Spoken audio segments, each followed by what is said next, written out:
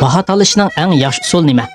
Men pulni qo'lingizga tutqizib, ondan sizdan arzonroq bermamla, berolmamla, undaqda pulni akasizlar.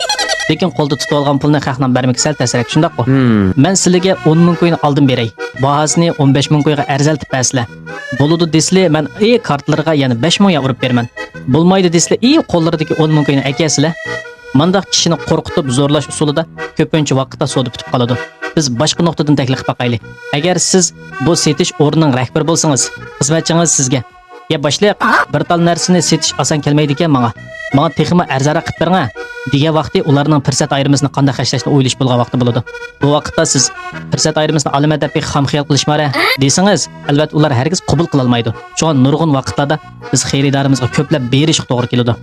Bundaq bo'lsa, buning to'g'ri tadbir nima? Aldı bilan foydaning hammani xaridoringizning qo'liga tutqizib, ondan bir-birlab sug'urib olish. Bundaq bo'lganda xaridoringiz bilan osonlik tutishib qolasiz.